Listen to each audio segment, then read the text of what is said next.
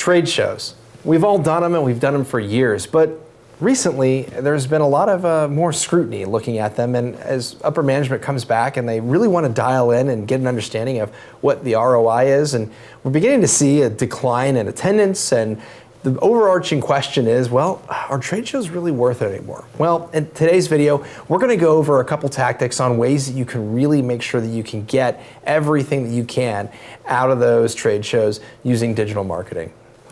I'm Danny Gonzalez. And I'm Judson Voss. And this is Industrial Sage.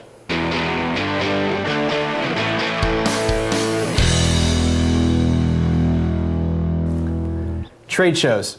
Yes, they are still worth it. Today, we're going to go over a couple tips on ways that you can really maximize your results and really be able to prove out that ROI on trade shows. And there's really three key areas that you can look at to really take advantage of some opportunities that are sometimes likely missed. Judson, the first one that I think we should go over is, well, it's very simple. Pre-trade show marketing. What the heck is that? Yeah. It's a great question. I think a lot of folks, they show up at the trade show.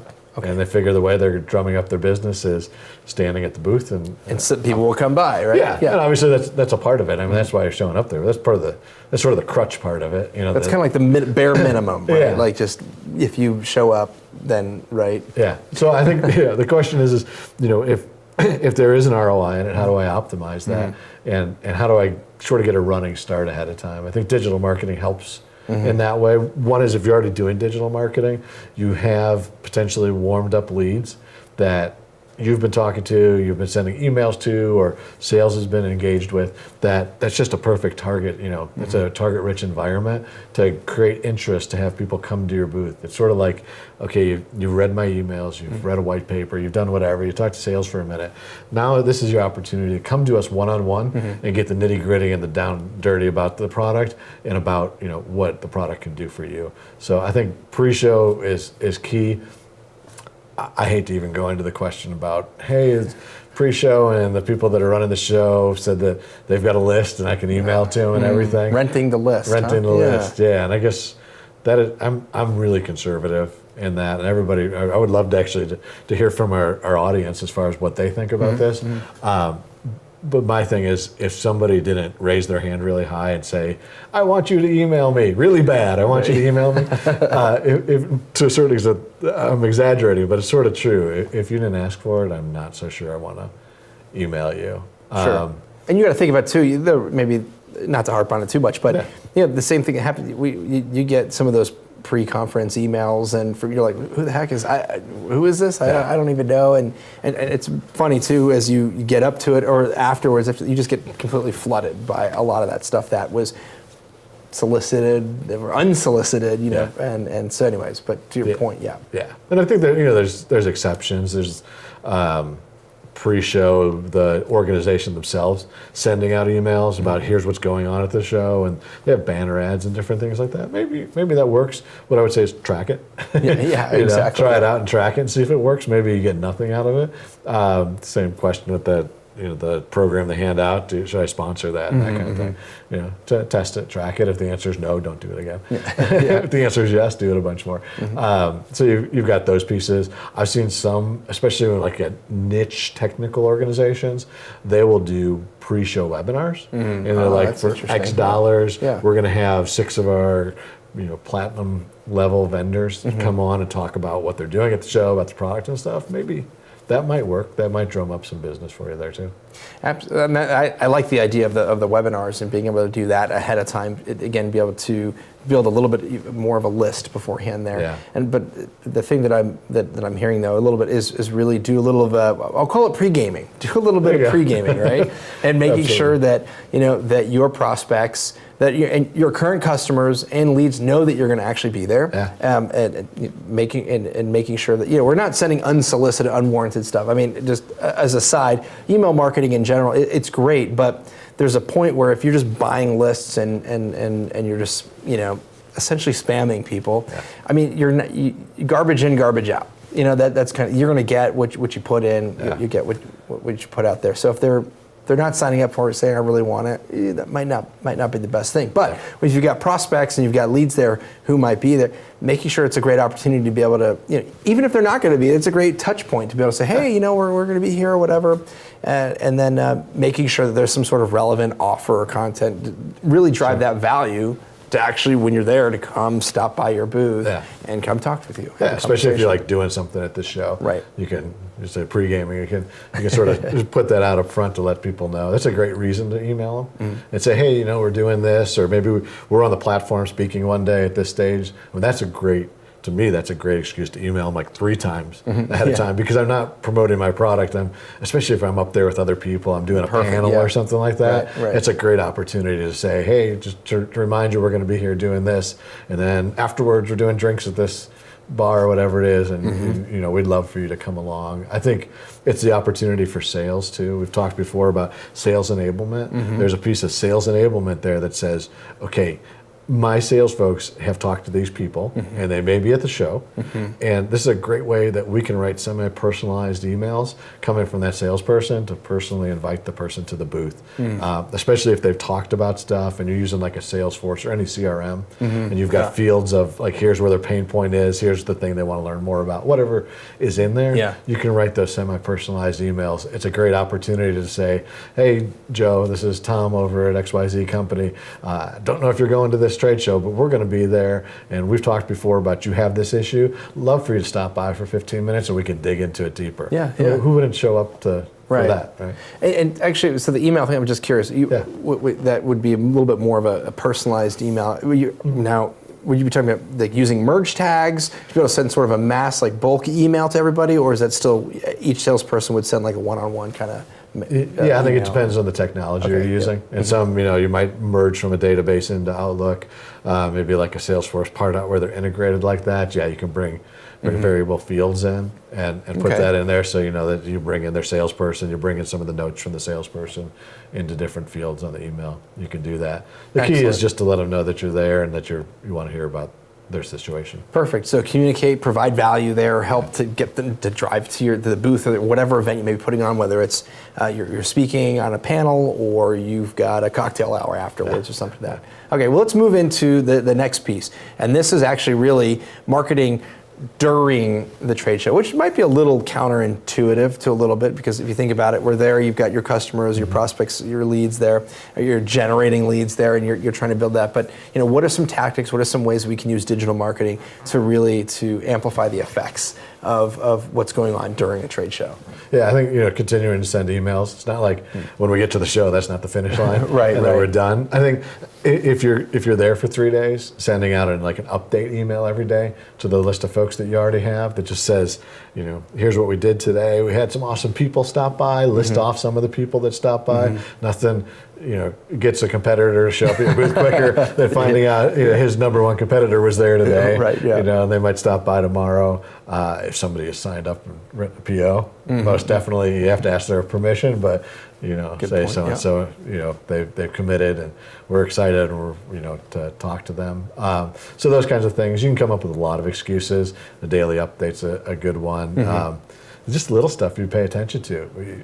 This many people stopped by today, and it's amazing how many of them asked the same question. Let us answer that for you in brief here today, but if you want more details, stop by tomorrow. There's just tons of content you can do, but I think the key is just don't stop when the show starts, and keep emailing them. Keep them engaged. I think is really is the key there. And let me ask you this question. I'm just going from the standpoint of somebody. Sorry to throw you off. No. Somebody that goes to a trade show. If pre-show you're on somebody's list, and the 5 days before the show they were to email you 5 times, is that too many emails? I guess it depends, to be honest with you, just in terms of what the what the content is. The content is, and how valuable it is to me. If it's something that I'm really interested in, but if it's just like, hey, come see us because we're amazing. Come see us because we're amazing. Yeah. So if you're at the show and you're caught up in the whole show activity and something, and you get an email all 4 days there.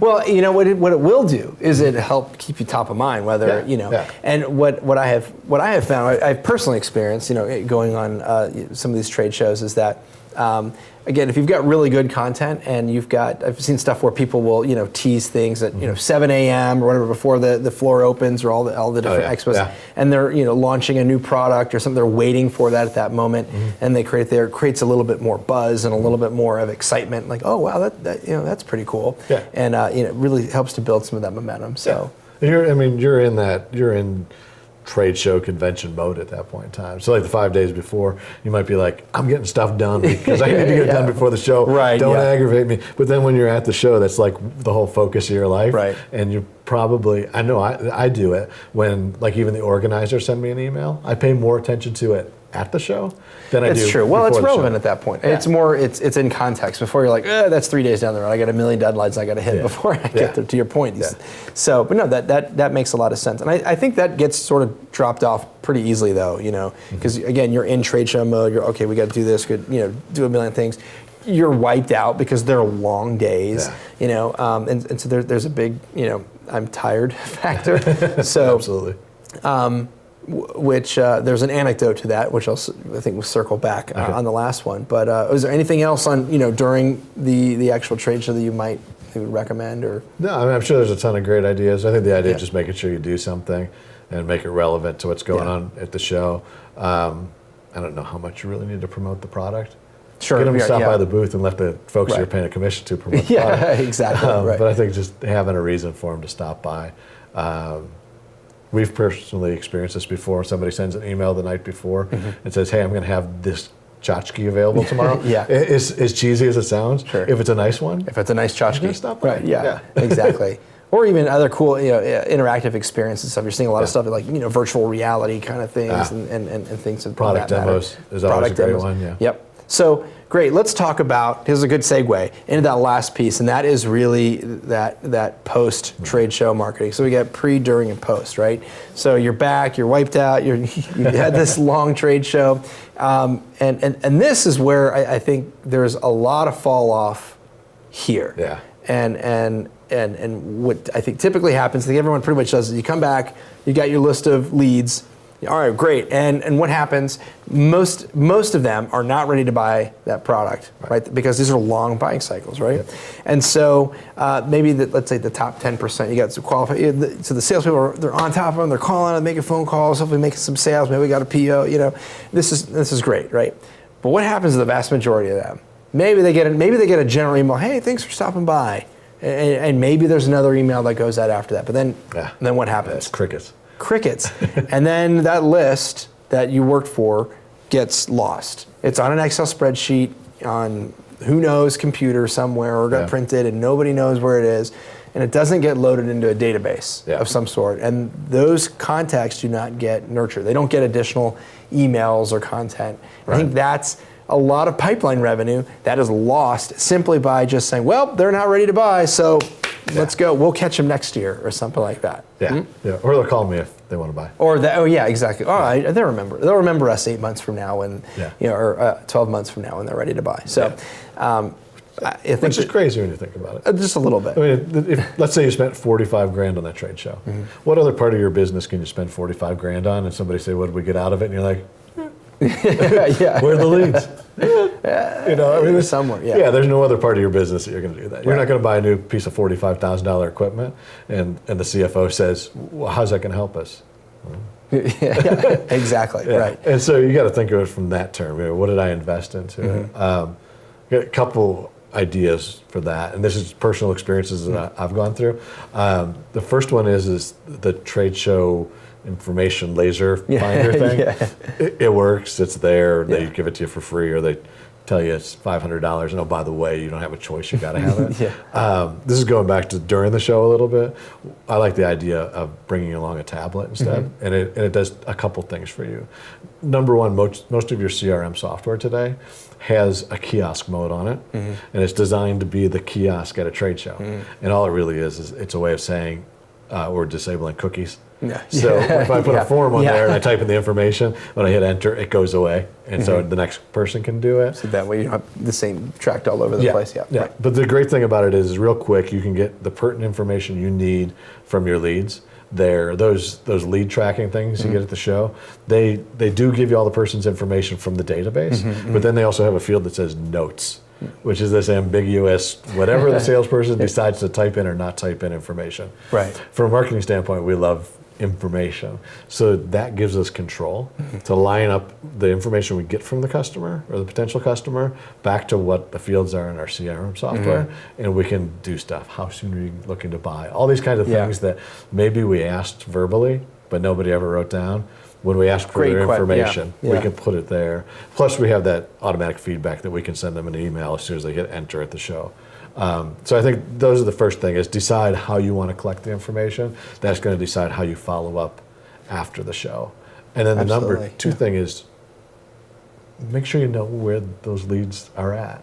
I mean, so every organization is different. Some organizations, those leads are the property of marketing, and they get them right away. Some, it's like the property of sales because it's their job to follow up, and marketing sees it a month later. I think if you can't follow up with them the day after, I don't know, it gets hard at that point. You need to have a plan I in can't place. remember what I did 4 hours ago, let alone yesterday. It's so. How annoying is it when somebody sends you an email, the first contact you have with them, after a trade show, like a week later? Yeah, it's true. You're like, what? Huh? Yeah, What? that must be really important. Right. Yeah. Exactly. That's a great point. You know, are there any particular types of content that you might recommend, just in terms of?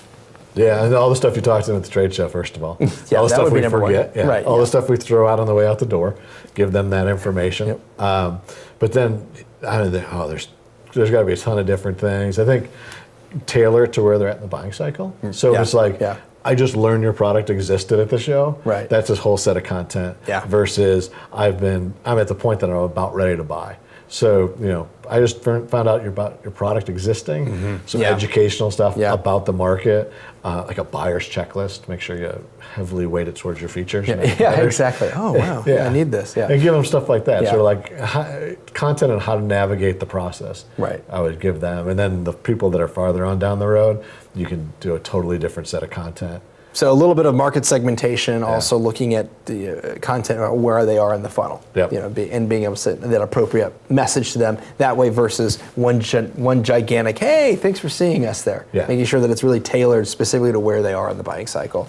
Great. One thing that I would throw in there too, that you know, big fans have seen a lot of great results, is if you've got, let's say, a product launch or a specific product that you're pushing in there, having a video content that's being sent out in an email form, and then making sure they have analytics on there to be able to see, okay, who's actually watching, are they interested? Because you'd be amazed as to how many people that, you know, that were there, you got their information, maybe you didn't have an extensive conversation, and then all of a sudden you get this analytics and you're seeing that people are, you know, this particular contact is watching all this content a lot, and then they're, you know, forwarding it on to all these people in the company, and you're like, oh wow, I had no idea, and that's great information to that sales enablement piece to be able to go in and say, hey, maybe we need to push this person up a little higher on the list, and we might need to give them a call. So.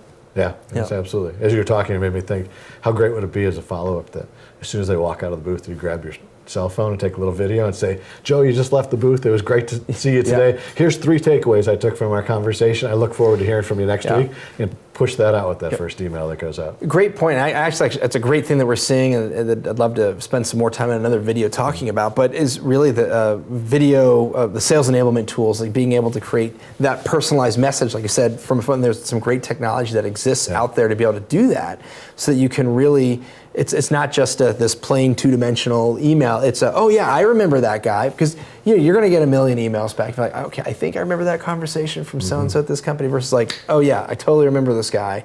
And and you're able to recap the conversation, very personal. You spent time. It's very nice. It's like the handwritten card, that nobody does anymore. Yeah. So great tactics, great ideas. So. Yeah, I think So the key is everybody gets something different based on where they're at. Right. In the funnel at the time. I forgot who it was. It was a basketball coach, I think, that said, treat everybody the same by treating them all differently. Yeah. So it's like everybody gets something different in the funnel, but they're all being treated well. Yeah. And I would say just one last thing to wrap it up is that I feel that it really, at the end of the day, it's these are all great ideas and these are great things, but they take a proactive approach to it. It's not something, and a lot of companies, we got this thing like in 2 weeks, we need to go, we need to finish up the trade show booth, and maybe we need this collateral, let's get this done, and there's no focus on the pre-trade show during, what we're going to do afterwards. We just need to get there, we're going to get all these leads, and the salespeople are going to call them, and